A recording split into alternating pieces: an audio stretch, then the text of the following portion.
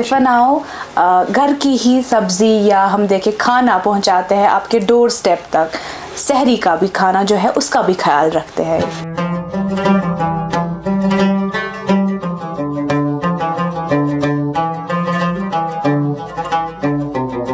खैबर आज की मुलाकात में आप सबका इस्तकबाल है।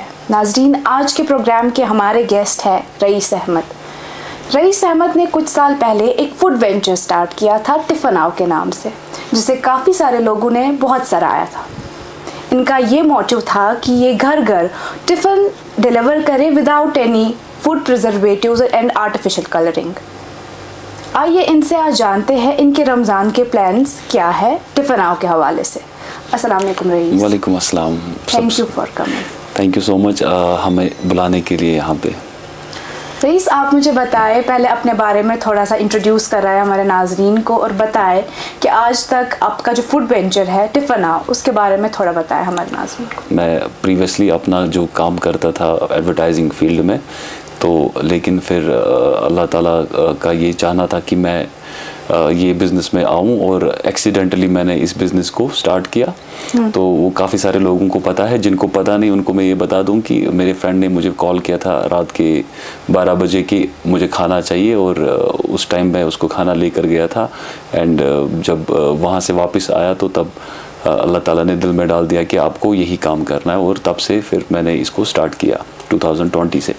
और अल्हम्दुलिल्लाह जहाँ पर मुझे लोगों ने कहा था कि इसका कोई स्कोप नहीं है, इस बिज़नेस का यहाँ पर नहीं चलेगा, बट मैं पूरा मुझे उम्मीद थी कि अल्लाह ताला ने दिल में डाल दिया था कि आप ये स्टार्ट करो, बाकी काम अल्लाह ताला के हाथ में है, वो कितना काम देगा, और अल्हम्दुलिल्लाह हम अच्छे से कर रहे हैं इसको। रमज़ान के टाइम आपका जो टिफ़िन आओ का क्या स्केड्यूल रहता है, आप कैसे हैंडल कर पाते हैं रमज़ान के टाइम इस वेंचर को? जी, जैसे कि काफ़ी सारे बच्चे हैं काफ़ी सारे डिस्ट्रिक्ट से जो श्रीनगर में पढ़ाई करते हैं, और काफ़ी सारे वर्किंग क्लास भी होता है, जैसे हॉस्पिटल्स में हमारे हॉस्पिटल स्टाफ होता है, या बाकी जो जैसे आप लोग भी हैं प्रेस में जो काम करते हैं, इनका पता नहीं होता है कि कब ड्यूटी ख़त्म होगी, काम कंटिन्यूसली रहता है। तो हमारा यही था कि हम रमज़ान में भी हमेशा लोगों को सर्विस दे दें, क्योंकि हमने आज तक कभी बंद नहीं किया अपने वेंचर को, किसी भी दिन छुट्टी नहीं मनाई है, सिर्फ ईद के दिन हम बंद रखते हैं 2 दिन 3 दिन, बस दैट्स इट।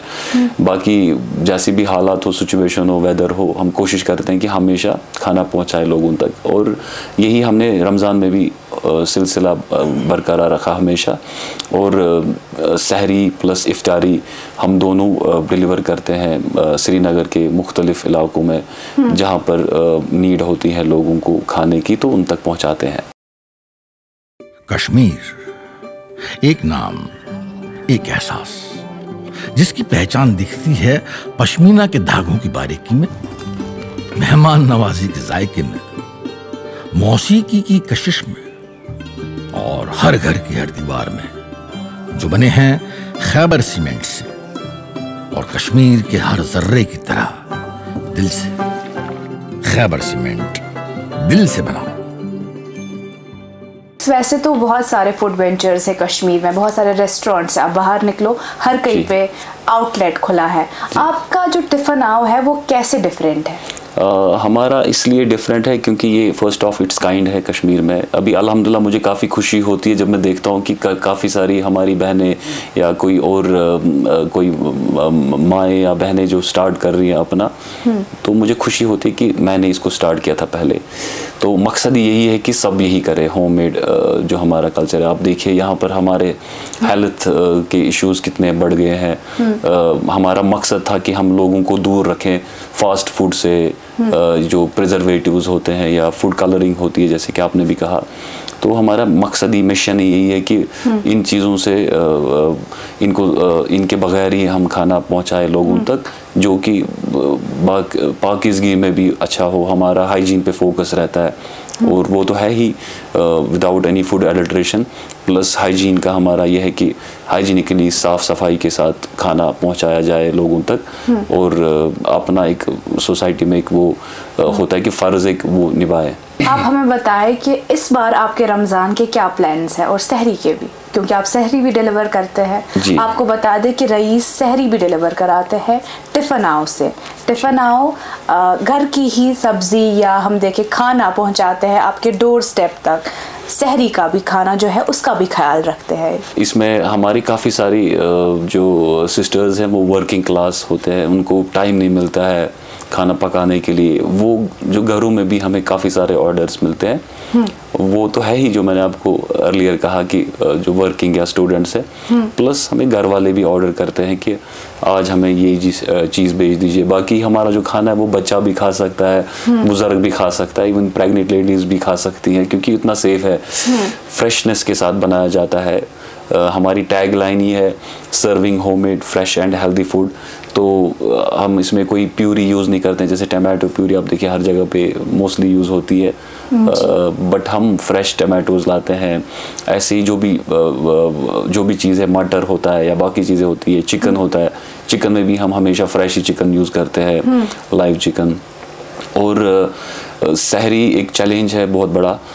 सहरी में मल्टीपल लोकेशंस पे खाना पहुंचाना बहुत ही ख़तरी टास्क होता है हमारे लिए, बट अल्हम्दुलिल्लाह जब भी मैंने कुछ करना चाहा, चाहे वो कोविड के टाइम पे हो या प्रीवियस ईयर हमने वो मेरी तरफ से इफ्तार कैंपेन चलाई, इस साल भी इंशाल्लाह चलाएंगे, तो अल्लाह ताला ने हमेशा मदद की उसमें और लोगों ने बहुत ज़्यादा सपोर्ट किया, प्यार किया हमें लोगों का।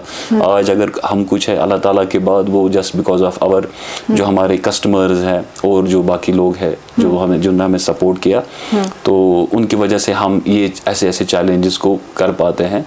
तो सहरी भी हम ऑल ओवर तकरीबन श्रीनगर में पहुंचाते हैं, प्लस इफ्तारी भी एक चैलेंज होता है, बट इफ्तारी में भी हम हर जगह पे पहुंचाते हैं। आप हमें बताएं कि आपकी एक इफ्तारी कैंपेन होती है जहां पे आप फ्री फूड या फ्री इफ्तारी आप तकसीम करते हैं लोगों में, उस बारे में थोड़ा बताएं।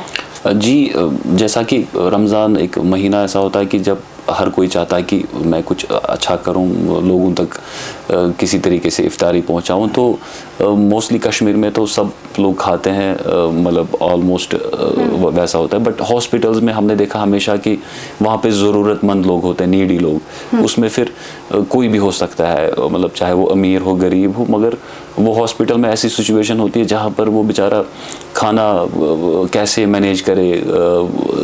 और कई सारे ऐसे लोग होते हैं जो दूर दराज इलाकों से आते हैं, जिनके पास पैसे नहीं होते हैं उस टाइम पे खाना खाने के लिए। तो हमने इनिशिएटिव लिया था लास्ट ईयर मेरी तरफ से इफ्तार, उसमें हम कई सारे हॉस्पिटल्स में अपना फूड जो है होममेड फूड लोगों तक डिस्ट्रीब्यूट करते हैं और बहुत अच्छे तरीके से करते हैं। वही इंश्योर कि ये ज़रूरतमंदों को ही मिले, जो हॉस्पिटल के लोग हैं उन्हीं को ही मिले जिनके लिए हमने ये कैंपेन चलाई ही है, तो उन तक हम पहुंचाते हैं ये खाना। कंट्रीब्यूशंस रहते हैं कुछ लोगों के, मतलब वो आपको बताया कि हम कंट्रीब्यूट करेंगे, या ग्रुप कंट्रीब्यूशंस होते हैं, फिर आपको कहते हैं आप टिफिन आओ की जानिब से ये कहीं पे सर्व करें अनोनिमसली। एक्चुअली हम इसको स्पॉन्सर्ड मील्स कहते हैं, लोग स्पॉन्सर करते हैं, because we are not any NGO या कुछ वैसा नहीं है, हम एक सीधा बिजनेस प्लेटफॉर्म है।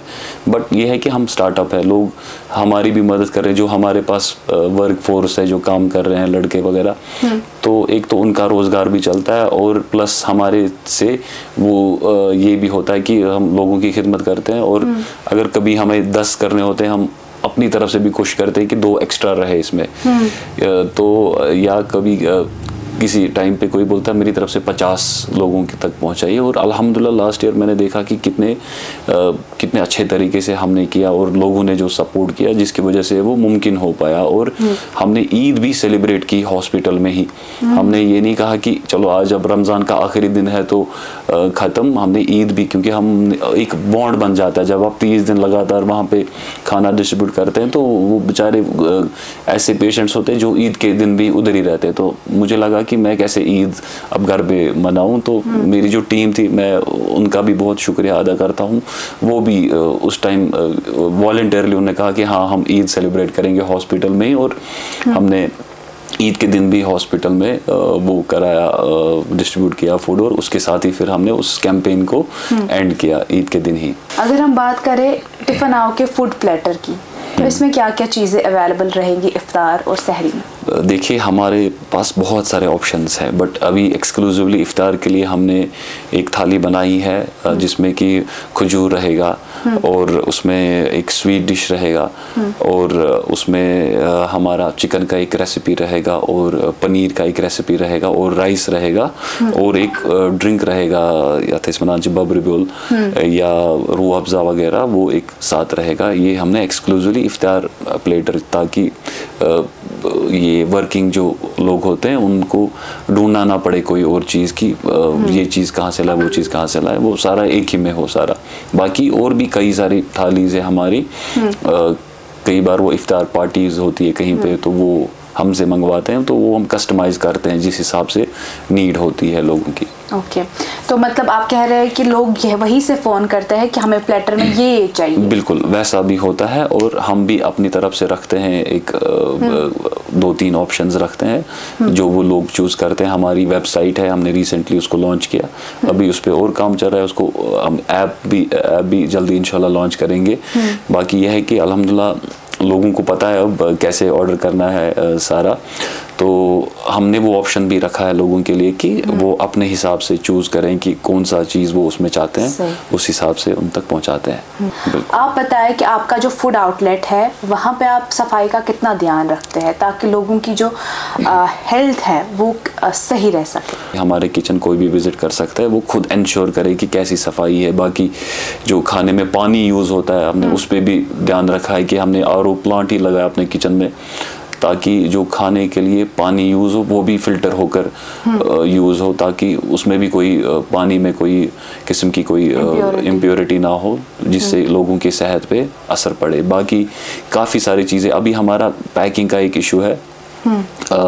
हमने स्टार्ट ही किया था बायोडिग्रेडेबल पैकिंग से, शुगर केन का वो आता है बॉक्स, बट उसमें हमें ये चैलेंज आता है कि क्योंकि कश्मीर में हमारी ग्रेवी आइटम्स होते हैं, अगर कोई खाना खाएगा तो उसको रस का तरह सुनता, मगर बाहर तो ड्राई तरीके से होता है, तब वो बाहर कामयाब है, यहाँ पे वो कामयाब नहीं है। वो खाना पहुँचाते पहुँचाते क्लाइंट तक वो जो पैकिंग है वो सारा ग्रेवी एब्जॉर्ब कर लेता था और वो गिर जाता था बॉक्स। तो फिर हमने कॉर्न पे स्विच किया। कॉर्न की भी एक पैकिंग आती है बायोडिग्रेडेबल, लेकिन उसमें ये मसला है कि विंटर्स में वो टूट जाता है, वो उसमें लीकेज का प्रॉब्लम नहीं बट वो टूट जाता है। तो अभी है फूड ग्रेड प्लास्टिक, या अभी मौसम भी ठीक हो रहा है तो गर्मियों में हम फिर कॉर्न यूज़ करते हैं। तो विंटर्स में हमें, क्योंकि ये अभी एक्सप्लोर कर रहे हैं लोग, इस पे काफ़ी कंट्रीज़ में काम चल रहा है पैकिंग पे कि कैसे हम बायोडिग्रेडेबल ऐसी पैकिंग बनाए जिसमें लीकेज ना हो और जो डिलीवरीज़ के लिए सही हो, क्योंकि ये हमारे रेस्टोरेंट या हमारे जो हमारा फूड आउटलेट है वहाँ पर कोई नहीं आता है खाना खाने के लिए, हम सारा ये डिलीवर कराते हैं और गर्मा गर्म होना चाहिए खाना। तो इसमें काफ़ी सारे चैलेंजेस है, बट एक एक करके हम हर एक चीज़ को ठीक कर रहे हैं ताकि हम बेस्ट से बेस्ट खाना लोगों तक पहुंचाए। और मेन कंसर्न हमारा लोगों का सेहत ही है। और एक बात है कि जैसे मेरा बच्चा है माशाल्लाह 1.5 साल का, तो मैं पिछले 1 साल से उनको भी यही खाना खिला रहा हूँ अपने बच्चे को। टिफ़िन का जो भी डिश बनता है वहाँ पर वो मैं उसको खिलाता हूँ।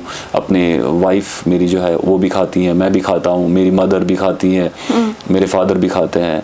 तो हमने ये रखा है कि हम यही खाना खाएंगे ताकि एक दिल में वो सेटिस्फेक्शन रहती है कि हाँ मैं भी खा रहा हूँ तो लोगों को भी वही भेज रहे हैं। रईस, ट्रस्ट जो होता है कस्टमर का गेन करना वो एक बहुत बड़ा फैक्टर होता है, खास करके रमज़ान में। अगर हम देखें इंसान दिन भर भूखा रहता है जी, इंसान खुश्क भी हुआ होता है, पानी नहीं पीता है दिन भर या खाना नहीं खाता है, फिर ट्रस्ट करना कि आपके फूड वेंचर पे वो आपसे फूड ऑर्डर कराए, फिर आपका ही वो जो फूड है वो खाए, सहरी को भी और इफ्तार को भी, वो गेन करने में आपको कितना टाइम लगा है? जी अल्हम्दुलिल्लाह वो डे 1 से ही जब जिसने भी हमारा खाना खाया, ऑलमोस्ट मैं कहूँगा 99% लोग हमेशा सेटिस्फाई हुए। चाहे हमने फ्री के फूड पैकेट्स भेजे किसी को, उसमें भी हमने इंश्योर किया है कि इसकी क्वालिटी और बाकी जो चीज़ें होती है, हर एक फैक्टर होता है कि वो कहीं पे उसमें कॉम्प्रोमाइज़ नहीं होना चाहिए। एक बार हम एक इवेंट में था मैं, तो वहाँ पर जब हमने फूड डिस्ट्रीब्यूट किया तो वहाँ पे एक साहब थे, तो उन्होंने कहा कि मैं नहीं खाऊंगा खाना। तो मैंने उनको कहा सर क्यों नहीं खाएंगे? बोला मुझे पता है ये क्या चिकन होगा। मैंने उनको जब 2-3 मिनट बात की उनसे, तो और जब उन्होंने वो चिकन खाया उसके बाद उन्होंने बोला कि वाकई में आपको इसमें प्रॉफिट नहीं बचता होगा, क्योंकि मैंने इस इंडस्ट्री में बहुत टाइम काम किया है। मुझे पता है कि तभी मैं मान नहीं रहा था अर्लियर खाना, लेकिन अब आपको यह है कि अगर आपको एक पैसा भी इसमें बचेगा आपको बरकत होगी उसमें, और वही मैं चाहता हूँ कि मेरे काम में बरकत हो, क्योंकि पैसा ज़्यादा हो फिर बरकत ना हो तो उसका कोई फ़ायदा नहीं है। बिल्कुल। रईस, मेरा आखिरी सवाल ये रहेगा कि इस बार का आपका रमज़ान टारगेट कितना है? आप कितने लोगों को खाना या इफ्तारी सहरी इस बार पहुंचाने की उम्मीद रखते हैं? अल्हम्दुलिल्लाह हमारा जो नया किचन है वो बस एक डेढ़ महीना हो गया हमें उसको स्टार्ट किए हुए। तो अर्लियर हमारा टारगेट होता था 500 लोग 600 लोग, अभी हमारा है 5000 दिन में फूड पैकेट्स पहुंचाना, इवन अप टू 10,000 हमारी कैपेसिटी है विदाउट लूजिंग द हाइजीन। क्योंकि अर्लियर भी मैं कर सकता था, ज़्यादा क्वांटिटी बढ़ा सकता था, या आप देखिए कहीं पे भी जब काम आता है तो फिर इंसान बोलता है मैं करूँगा चाहे वो छोटी से छोटी जगह क्यों ना हो, मगर वो हाइजीन डिस्टर्ब हो जाता है। लेकिन मेरा ये था कि मुझे ज़्यादा काम नहीं करना है, जितना कर रहा हूँ उतना ही हाइजीनिकली लोगों तक पहुँचाना है। लेकिन अल्हम्दुलिल्लाह अभी हमारा बड़ा किचन है तो हमारी टीम भी बढ़ गई है, इसमें हमने फीमेल्स को भी ऐड किया है। अभी वर्किंग ये जो हाउस वाइफ्स होते हैं वो भी पार्ट टाइम जॉब करते हैं, 4-4 घंटे का 3-3 घंटे का शिफ्ट होता है उनका, वो भी आते हैं, ताकि हमारा मकसद है कि हाइजीन डिस्टर्ब ना हो और विदाउट डिस्टर्बिंग आवर हाइजीन हम उसके बिल्कुल हमारा 5000 तक तकरीबन टारगेट है इस साल पर डे, इस महीने मतलब पर डे हम इंशाल्लाह सर्व करेंगे इंशाल्लाह। Thank you very much rice, यहाँ आने के लिए, हमसे बात करने के लिए। एक छोटा सा तोहफा हम आपको देना चाहेंगे हमारे स्पॉन्सर्स की जानिब से, ये आप ले लें। Thank you so much. Thank you so much for coming and I wish you all the very best for your Ramzan ventures. Ameen. Thank you so much.